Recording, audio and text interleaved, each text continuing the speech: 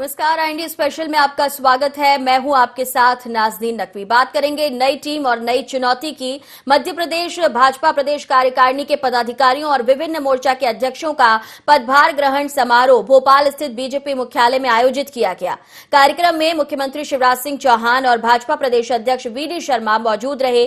बता दें कि इस कार्यकारिणी के 40 सदस्यों में 29 नए चेहरों को जगह मिली है, जबकि इससे पहले पुराने पदाधिकारियों की भरमार हुआ करती थी। पदभार ग्रहण करने के बाद सभी पदाधिकारियों और मोर्चा के अध्यक्षों की बैठक आयोजित की गई। प्रदेश अध्यक्ष वीडी शर्मा की नई टीम के सामने कई चुनौतियां भी होंगी। प्रदेश में होने वाले नगरीय निकाय चुनाव हो या फिर 2023 के विधानसभा चुनाव और साथ ही लोकसभा चुनाव 2024 को लेकर नई टीम संगठन को मजबूती देने का काम करेगी।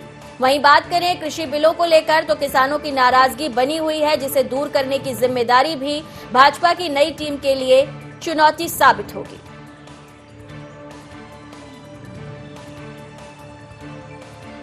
शिवराज सिंह चौहान की बात करें, मध्य प्रदेश बीजेपी की नई टीम को लेकर उनका कहना है कि पार्टी में पीढ़ी परिवर्तन का एक उदाहरण है ये। इसके साथ ही उन्होंने भाजपा की नई टीम की तारीफ करते हुए कांग्रेस पर भी निशाना साधा।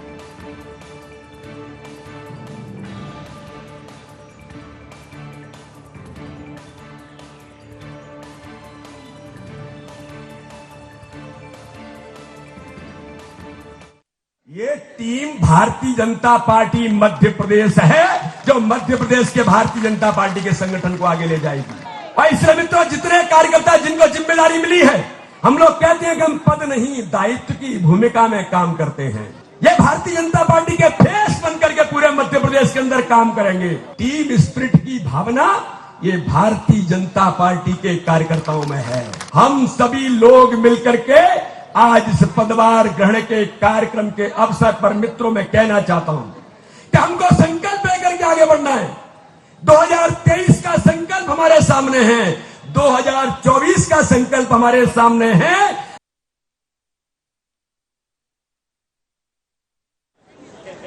ये जोश से भरी हुई टीम, उत्साह से भरी हुई टीम, उमंग से भरी हुई टीम, देश और समाज के लिए सब कुछ कर गुजरने वाली टीम, और ऐसी टीम के लिए आदरणीय अध्यक्ष जी, सुहास जी, हितानंद जी, आप सबको मैं बधाई देता हूं, आपका अभिनंदन करता हूं।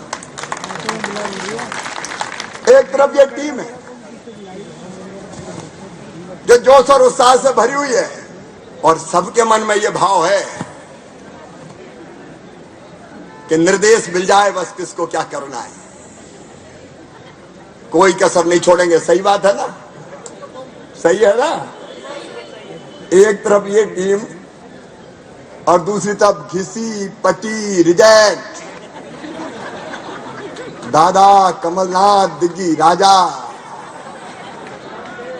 ये पार्टियों का बुनियादी अंतर है। एक तरफ वो जो प्रदेश की बर्बादी के जवाबदार हैं, जिनसे पद छोड़े नहीं जाते, और एक तरफ ये टीम भारतीय जनता पार्टी में कैसे पीढ़ी परिवर्तन होता है, इसका भी उत्तम उदाहरण आज की ये टीम है।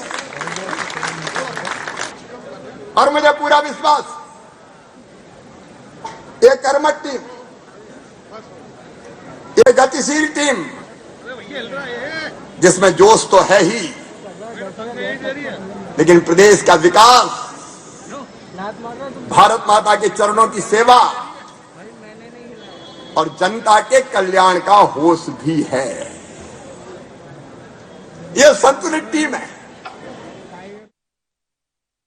तो संतुलित टीम है। पीढ़ी परिवर्तन की बात खुद मुख्यमंत्री शिवराज कहते नजर आए हैं और इस खास मौके पर भी उन्होंने कांग्रेस पर निशाना साधा, तंज कसा कि अगर देखा जाए वो पद लालच नहीं छोड़ पा रहे, पद का मोह नहीं छोड़ पा रहे। सीधा निशाना दिग्विजय और कमलनाथ पर साधा है। रुक करेंगे, हमारे सहयोगी संदीप हमारे साथ बने हुए हैं। संदीप, कैसे देखा जाए जो मैसेज यहां से दिया है वीडी शर्मा और शिवराज सिंह चौहान ने?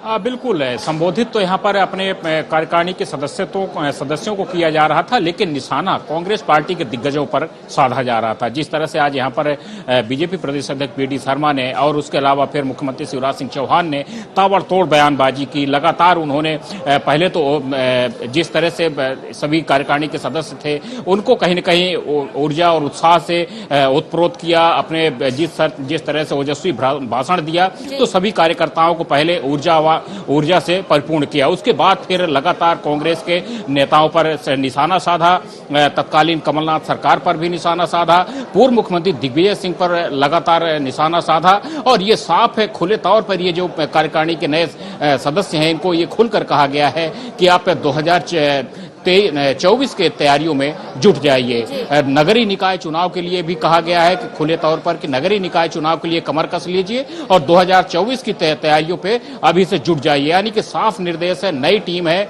नई टीम को नई चुनौतियां पहले से ही दे दी गई हैं और सभी को कहा गया है कि पूरे जोश और उत्साह के साथ क्योंकि ये बदलाव हुआ है संदीप, काफी लंबा समय लगा और ये बदलाव हुआ है, जो टीम सामने आई है, ऐसे में ये कहना कि पीढ़ी परिवर्तन का एक उदाहरण इस टीम में है। वहीं दूसरी तरफ जोश जो अभी से भरा जा रहा है, तो ऐसे में ये माना जाए कि जो तमाम चुनौतियां सामने हैं, चाहे वो नगरीय निकाय चुनाव की हो, 2023 2024 की हम बात कर रहे हैं, और साथ ही साथ जो अभी ज्वलंत मुद्दा है किसानों की नाराजगी का, इन सब पर टीम को काम करना होगा। बिल्कुल इन सभी पर काम करना होगा और इसी का कारण है कि ये सभी सभाएं आयोजित की गई, फोटो सेशन आयोजित किया गया और फिर उसके बाद अभी पिछले आधे घंटे से सभी कार्यकारिणी के जितने भी मेंबर हैं सभी की एक बैठक आयोजित की गई है। मुख्यमंत्री शिवराज सिंह चौहान, बीजेपी प्रदेश अध्यक्ष बी डी शर्मा खुद सभी कार्यकर्ताओं से 1-to-1 चर्चा कर रहे हैं और जो भविष्य की रणनीति है, भाजपा की रीति और नीति, इन सभी बातों को लेकर के चर्चा हो रही है। उसके अलावा नाजनीन ये भी बताना चाहूँ कि इस तरह से 1990 में हुआ है कि जब पूरी कार्यकारिणी का बदलाव हुआ था, लेकिन इस बार एक बार फिर से पूरी कार्यकारिणी में बदलाव हुआ है। यानी कि इसे थोड़ा सा और विस्तार से समझते हैं। संदीप, आप हमारे साथ बने रहिए, हमारे साथ वरिष्ठ पत्रकार सुरेश शर्मा जुड़ गए हैं, उनसे और समझते हैं कि एक लंबे वक्त के बाद कार्यकारिणी में यह बदलाव हुआ है, भाजपा की नई टीम जो सामने आई है। सर, कैसे देखा जाए नई टीम में जिस तरीके से 29 नए चेहरों को जगह मिली है और साथ ही ये भी कह दिया गया है कि जो चुनौती सामने है उसके लिए आप कमर कस लीजिए। बिल्कुल सही कह रहे हैं नाजनीन जी आप, नई जो है नए पदाधिकारियों को जिम्मेदारी दी गई है। कार्यकारिणी शेष है, अभी कार्यकारिणी के सदस्यों की नियुक्ति नहीं हुई है, वो इसके बाद नियुक्त होगी और वो संख्या ज्यादा बड़ी हो सकती है क्योंकि सारे सीनियर नेताओं को इसमें कैसे अकोमोडेट किया जाएगा ये उसका एक महत्वपूर्ण पक्ष रहेगा। इसलिए एक परीक्षा तो बी डी शर्मा ने पास कर ली है कि उन्होंने मठाधीशों को और जो खानदानी रूप से एक एकाधिकार प्राप्त था जिनका कि मैं रहूंगा ही पदाधिकारी तो मेरे को बनाना ही है करके ऐसे एकाधिकार को तोड़ करके और एक नई भाजपा का, युवा भाजपा का गठन किया है। और ये जो है एक विजन के लोग हैं क्योंकि इन्हें जो है उन लोगों की अनुपस्थिति में ये सिद्ध करना है कि ये प्रयोग जो है ये सक्सेस है, तो इसलिए इनको अपेक्षा से अधिक काम करना पड़ेगा। ऊर्जावान है, नए उत्साह के साथ काम करेंगे। इसलिए जो चुनौतियां दिखाई दे रही हैं, जैसा कि आपके संवाददाता मित्र जो है घोषणा कह रहे थे, वो चुनौतियां निश्चित रूप से जो है सामने है। संगठन जो है या कांग्रेस भी लगभग बराबर जैसी स्थिति में ही विधायकों की संख्या में खड़ी रही है। तो ऐसी में आने वाला चुनाव, आने वाला समय और संगठनात्मक गतिविधियों को लेकर के नई टीम जो है वो ज्यादा मेहनत करेगी, चुनौतीपूर्ण परिस्थितियों में मेहनत करेगी। सर, आपको क्या लगता है, क्योंकि वी डी शर्मा उनके नेतृत्व को जिस तरीके से देखा जा रहा है और जैसा कि काम उन्होंने किया है, आपने भी कहा कि मठाधीशों और बाकी लोगों को जिस तरीके से कहा जा सकता है कि बदलाव की जो ताकत उन्होंने दिखाई है और एक मजबूत संगठन को जो उन्होंने पेश किया है, ऐसे में कांग्रेस के सामने कितनी चुनौतियां बढ़ जाती हैं? नहीं, कांग्रेस के अंदर संगठन नाम की कोई चीज नहीं है। सबसे बड़ी चीज ये है कि वो संगठन के अंदर वही पुराने चेहरों को ला रहे हैं। मैंने एक बार आपके चैनल पर पहले भी कहा था कि जिस भी राजनीतिक पार्टी ने अपने मठाधीश बड़े स्थापित नेताओं से आगे डग भर के निकलने की कोशिश कर ली, वो आगे निकल गया दल। लाल कृष्ण आडवाणी, मुरली मनोहर जोशी जैसे दिग्गज नेताओं से आगे कदम बढ़ाकर नरेंद्र मोदी निकल गए, तो आप देखिए कि 2 बार सरकार बन गई। मध्य प्रदेश में जो स्थापित नेतृत्व था उससे आगे डग बढ़ करके और बीडी शर्मा जब आगे निकले हैं तो निश्चित रूप से मानिए आप कि कांग्रेस के अंदर तो 76 साल के कमलनाथ होंगे और यहाँ जो है 5-3 लोगों को मिलाने के बाद 76 साल की उम्र बनती है। तो किस में कितनी ऊर्जा ज्यादा होगी ये समझने की चीज है। और एक ऐसा संगठन तैयार मुझे लग रहा है, जो ये मेरी कल्पना है, कि एक भारतीय जनता पार्टी ने आने वाले 10 साल का एक संगठन तैयार किया है जो अगली भाजपा है और अगला भाजपा का नेतृत्व है, वो जो है इन्होंने तैयार किया है। अभी इसमें सफलता कितने प्रतिशत रहती है, जो सक्रियता से तेजी से काम करता रहेगा आगे बढ़ जाएगा, वो आगे बढ़ता रहेगा। जी बिल्कुल, आपने ठीक कहा। बहुत शुक्रिया हमें समय देने के लिए। हमारे सहयोगी संदीप हमारे साथ बने हुए हैं। संदीप, आपने सुरेश शर्मा जी को सुना और उनका ये मानना है, उनको लग रहा है कि जिस तरीके की पदाधिकारी और जिस टीम को तैयार किया गया है वो अगले 10 सालों के लिए कड़ी चुनौती देने के लिए कांग्रेस को तैयार है। बिल्कुल है, अगले 10 साल के हिसाब से ही कार्यकारिणी का ऐलान किया गया है, क्योंकि अगर हम पिछली कार्यकारिणियों की बात करें तो एक लंबे अरसे तक वो कार्यकारिणी काम करती रही और उसी कार्यकारिणी के जो सदस्य थे आज वो सरकार में विभिन्न पदों में काम कर रहे हैं। यानी कि ये कहा जा सकता है कि भारतीय जनता पार्टी ने एक लंबा समय लिया है, लंबे समय लेकर के एक अच्छी कार्यकारिणी गठित करने की कोशिश की है ताकि यहां से इनको मथा जा सके, इनको विशेषज्ञ बनाया जा सके, अपने अपने क्षेत्रों में अनुभव इनको मिल सके और फिर उसके बाद इनको आगे का काम सौंपा जा सके ताकि जो भविष्य की सरकारें हैं उसको लेकर के यहाँ पर रणनीति तैयार की गई है और उसी हिसाब से यहाँ पर कार्यकारिणी का भी गठन किया गया है। जी नाज़नीन, चलिए हमारे साथ फिरोज सिद्दीकी जुड़ गए, कांग्रेस के प्रवक्ता है, उनको भी सुन लेते हैं कि किस तरीके से वो देख रहे हैं कि यहाँ पर भाजपा प्रदेश कार्यकारिणी के पदाधिकारी और विभिन्न मोर्चों के अध्यक्षों ने पदभार ग्रहण किया है। फिरोज साहब, कार्यक्रम भले भाजपा का था लेकिन चुनौती कांग्रेस को दी जा रही थी कि आपके यहाँ ना तो संगठन मजबूत है और ना ही आप तैयार हैं अपनी नई टीम के साथ। देखिए, कांग्रेस के संगठन पे उंगली उठाने से पहले भारतीय जनता पार्टी अपने आप को देख ले, जो कैडर बेस पार्टी होने का दावा करते आए हैं, पाखंड करते आए हैं। आज मोदी सरकार में 303 जो सांसद हैं उसमें से 172 सांसद कांग्रेस के हैं, ज्यादातर जो कांग्रेस से आए हुए या कोई अन्य दलों से। यानी अगर वो हट जाए तो मोदी सरकार जो है अस्तित्व में नहीं रह सकती। मध्य प्रदेश में भी वही स्थिति है कि फिरोज जी, आप इससे अब कांग्रेस को मजबूत कैसे बता सकते हैं, क्योंकि वो तो आपकी पार्टी का दामन छोड़कर, आपकी पार्टी का साथ छोड़कर भाजपा में जा चुके हैं। वो छोड़ दें ऐसे मान कर नहीं चल सकते ना, क्योंकि साफ कह रहे हैं शिवराज जी कि आपकी यहाँ पद का मोह नहीं छोड़ पा रहे। कमलनाथ जी, दिग्विजय जी का नाम लेकर निशाना साध रहे हैं। देखिए, किसी ने किसी का निशाना नहीं साधा। अगर शिवराज जी अपने आप को देख लें, आपने जो जमीनों का सौदा किए हैं सिंधिया जी से, वो करोड़ों रुपए की जमीन जो थी वो सिंधिया जी के हवाले कर दी। ये किसका पैसा था? जनता का पैसा था। अगर कुर्सी किसी भी हालत में चाहिए तो आप कैसे भी ले सकते हैं। अब ये अटल अडवाणी की भारतीय जनता पार्टी तो है नहीं, अब तो ये भारतीय जनता पार्टी जो है सौदों की भारतीय जनता पार्टी है। भारतीय जनता पार्टी जो है वो चुनाव के पहले भी कांग्रेस आरोप लगाती रही पैसों के लेन देन को लेकर। आप ये मैसेज लेकर जनता के बीच गए लेकिन आपको जनता ने भी नकार दिया और कांग्रेस इस बात को लेकर कोई पुख्ता सबूत भी नहीं दे सकी। लेकिन अब आगे की रणनीति के लिए कांग्रेस की क्या तैयारी है? नगरीय निकाय चुनाव सामने है 2023-2024 के लिए। अभी से भाजपा तैयारी कर रही है, जनता के बीच जा रही है। इससे में जवाब देने के लिए आप कैसे तैयार है? कहाँ जनता के बीच जा रही है? शराब पकड़ी जा रही है, लोग मर रहे हैं, बच्चियों के साथ बलात्कार हो रहा है। ये जनता के बीच जाना है? ये जनता के बीच जाना है कि में निकल रहा है कि ट्रांसपोर्ट का जो बैरियर है वो ट्रक वालों से 80-80 लाख रुपए की रोज वसूली हो रही है। ये जनता के बीच जाना है। बच्चे मर रहे हैं अस्पतालों में, ये जनता के बीच ही जाना है। इसको तो जनता के आप पहुंच रहे जनता की आवाज उठाने के लिए? अगर भाजपा नहीं जा रही है तो आप पहुंचे हैं? देखिए, हमारी आपको अगर भारतीय जनता पार्टी की आंखें खराब हो गई हैं, कान तो बहरे थे ही, अब आंखें भी खराब हो गई हैं। हमारी रोज ट्रैक्टर रैली देखिए आप, पूरे मध्य प्रदेश में हो रही है। अभी परसों के दिन ही हमने 500 जगह चक्का जाम लगाया। तो हम तो किसानों की लड़ाई लड़ रहे हैं, हम आम जनता की लड़ाई सामने लड़ रहे हैं। भारतीय जनता पार्टी जवाब देंगे। हमारे साथ राजपाल सिसोदिया जुड़ गए। आपने जो सवाल उठाया उनका जवाब उनसे ले लेती हूँ। राजपाल जी, हमारे साथ फिरोज सर है, वो कह रहे हैं कि आप जनता के बीच नहीं पहुंच रहे हैं और जनता जो है वो परेशान है क्योंकि आए दिन माफिया सिर उठा रहे हैं। भारतीय जनता पार्टी जनता की ही पार्टी, जनता के ही बीच की पार्टी है। और जिस दिन भारतीय जनता पार्टी जनता में नहीं रहेगी उस दिन भारतीय जनता पार्टी का मतलब ही नहीं रहेगा। हम पूरी तरह से सरकार की योजनाओं के माध्यम से, संगठन के कार्यों की दृष्टि से और हमारे कार्य विस्तार के योजना के अनुसार जनता के बीच में है, लगातार सतत जनता के बीच में है। अभी पिछले दिनों हमने जो है किसानों के बीच में जाके जन जागरण यात्रा करने का काम किया है, जन जागरण रैलियां करने का काम किया है। हमारे अभी कार्यकर्ताओं के बीच में संवाद हुआ, हमारा अभी कार्यकर्ताओं को जनता के बीच में संवाद हुआ। लगातार हम जनता के बीच में, माननीय मुख्यमंत्री जी लगा। मैं आपसे अभी जो विषय जिस पर हम हैं उससे जुड़ा भी एक सवाल लेना चाहती हूँ। आपने नई टीम तैयार कर ली, आपका संगठन जो है नए चेहरों के साथ तैयार हुआ है, नई चुनौतियां भी सामने हैं।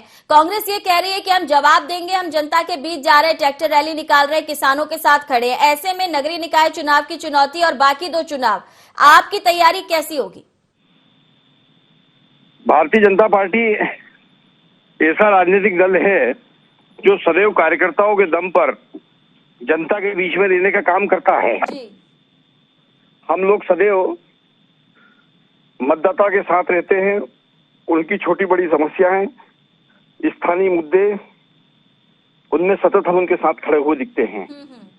और जो विद्यार्थी वर्ष भर पढ़ाई करता है उसके परीक्षा के दिनों में बहुत ज्यादा मेहनत करने की उस आवश्यकता नहीं होती, सिर्फ रिवीजन करना। लग रहा है कि कांग्रेस के जो विद्यार्थी है वो पढ़ाई नहीं कर रहे, वो क्लास बंक कर रहे हैं।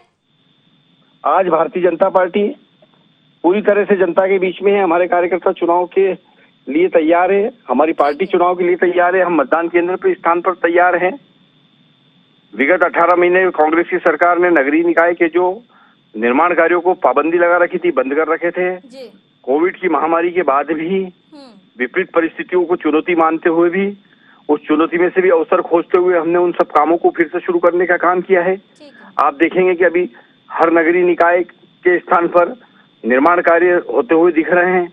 ये निर्माण कार्य प्रारंभ करने का काम शिवराज सिंह चौहान जी की सरकार ने किया है। फिरोज जी, आपने सुन लिया, उनका मानना है कि हर बूथ पर भाजपा परचम फहराएगी, पूरी तैयारी है, संगठन मजबूत है और जनता के बीच भी जा रहे हैं। संगठन उनका कितना मजबूत है ये तो मैंने अभी आपको उदाहरण दे दिया कि जो 60 साल में इस स्थिति में नहीं आए कि अपने संगठन के लोगों को निकाल कर और उनको चुनाव जिताकर सरकार बना सके, वो तो दूसरे आयातित लोगों के साथ काम कर रही है भारतीय जनता पार्टी। अब जो सवाल है कि ये बूथ तक है तो ये क्या बताएंगे कि हमारी 1 साल से सिलेंडर की हमारी बहनों को सब्सिडी नहीं मिल रही है, गैस सिलेंडर की, रोज महंगाई बेतहाशा बढ़ रही है, बेरोजगार युवाओं को बताएंगे कि देखो बेरोजगारी रोज बढ़ रही है, कोरोना की लड़ाई को लेके बताएंगे कि हमने कोरोना वॉरियर्स की पिटाई की है पुलिस के साथ, छोटी जो महिलाएं हैं उनको बताएंगे कि आप रोज असुरक्षित हैं, गैंगरेप की घटनाएं सीरीज में हो रही है मध्य प्रदेश में, बिल्कुल जो कमलनाथ जी की सरकार ने 50। लेकिन आपको नहीं लगता कि चाहे जितनी भी बात आप कह रहे हैं वो जनता के बीच जाके कहने पे ज्यादा असर छोड़ेंगी? क्योंकि भाजपा खुद तो ये सब कुछ बताएगी नहीं। अगर आप कह रहे हैं कि ये सब कुछ प्रदेश में घट रहा है, ऐसा हो रहा है और ये सारी चीजों के लिए कांग्रेस को आवाज उठानी चाहिए, तो भाजपा सिर्फ वही दिखाएगी जो उसको लिए हितकारी होगा। लेकिन आप अगर दिखाना चाहते हैं तो सवाल मेरा ये कि जब आपका युवा संगठन कोई कार्यक्रम करता है उसमें ही मतभेद हो जाते हैं, कमलनाथ जी नाराज हो जाते हैं, तो ऐसे में आप अपने संगठन को कैसे मजबूत करके जवाब देंगे? देखिए, अगर ये छोटी मोटी चीजों को भारतीय जनता पार्टी देख रही है तो वो इस बात का जवाब दे दे कि जो विंध्य के और महाकौशल के विधायक आवाज उठा रहे हैं वो आवाज उनको सुनाई नहीं दे रही है। वहाँ के तो विधायक कह रहे हैं कि साहब हम तो अनाथ हैं, यहाँ तो कोई आदमी नहीं है, प्रभारी मंत्री नहीं है, या अब ये कहते हैं कि हमारी सरकार जो है बहुत बढ़िया काम कर रही है, हजारों रुपए के बिल आ रहे हैं। अब ये कांग्रेस की मीन मेक देख रहे हैं कि अब हमारी वो युवा नर्सरी है, वो यूथ कांग्रेस, कुछ बातें होती हैं संगठनों में, लेकिन वो अपना तो जवाब दें कि जनता के लिए वो क्या कर रहे हैं, कांग्रेस की तरफ क्यों देख रहे हैं, वो जनता के प्रति जवाब दें, कांग्रेस के प्रति थोड़ी है, तो उनको जनता के लिए जवाब दें। हमने तो इतने सारे मुद्दे हैं। कहना चाहेंगे? नहीं, आवाज भी है, आगाज भी है और जनता को भी जवाब देंगे, कांग्रेस को भी जवाब देंगे, समय आने पे सबको जवाब दिया जाएगा।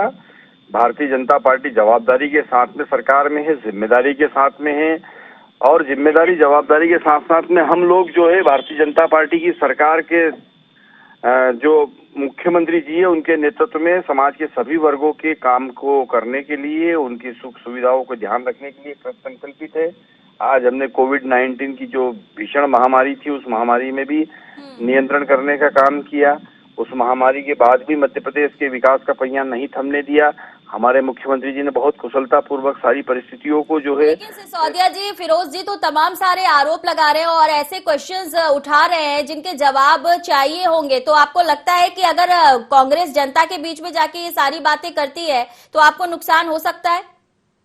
कौन सी कांग्रेस की बात कर रहे हैं? कौन सी जनता के बीच में जाके बात कर रहे हैं? किसान जब आंदोलन कर रहे थे तो इनके कांग्रेस के अध्यक्ष जो है विदेश में हैप्पी न्यू ईयर मनाने गए हुए थे। कौन सी कांग्रेस की बात कर रहे हैं? मध्य प्रदेश में कहाँ है कांग्रेस? ढूंढे नहीं मिल रही। कहाँ? कमलनाथ जी गायब हो गए। जीतू पटवारी और ये खूब बड़बोलेपन करते थे, सरकार में आने के बाद मंत्री पद की गरिमा को तार तार करते थे। कहाँ है जीतू पटवारी जी? आजकल कहाँ दिख रहे हैं? कहना चाहेंगे फिरोज जी? अब वो हंसी टिटोली करने लगे मेरे मित्र सिसोदिया जी, तो अब मैं उनको क्या बोलूं? अब और क्या कर सकते हैं? वो भी परेशान है अपनी पार्टी से। तब तो सिंधिया राज हो गया उनकी पार्टी में। सिंधिया जी के लोगों ने कब्जा कर लिया। उनके मंत्री इनको पहचानते तक नहीं है।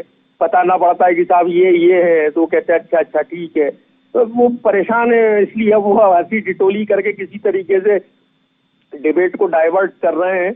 मुद्दों पे, सवालों पे, मुद्दों पे तो बात करनी ही। कांग्रेस कब तक सिंधिया जी की बात करती रहेगी फिरोज साहब? ये भी तो सोचने वाली बात है। कांग्रेस कब तक बात करती रहेगी? देखिए, बात तो अब सुप्रीम कोर्ट कर रहा है। सुप्रीम कोर्ट ने इन सबको नोटिस जारी किए कि बताओ कैसे इस्तीफे दिए थे। अब ये जाएंगे और जाके जवाब देंगे और हमको उम्मीद है कि सुप्रीम कोर्ट अब न्याय करेगा। हाई कोर्ट ने भी इनको नोटिस जारी किए कि आपने दल बदल किया, सरकार गिराने के लिए आपने इस्तीफे दिए हैं। तो ये तो अब जो है, और हम कांग्रेस नहीं गई कोर्ट में, आम लोग गए कोर्ट में पब्लिक इंटरेस्ट लिटिगेशन जनहित याचिका लेके। तो ये तो बात अब चलती रहेगी। जो सरकार जो है, सिंधिया जी तो कहते हैं मैंने ठेके पे दी है सरकार शिवराज जी को। तो अब जो कॉन्ट्रैक्टर है, कॉन्ट्रैक्टर को जवाब देना पड़ेगा।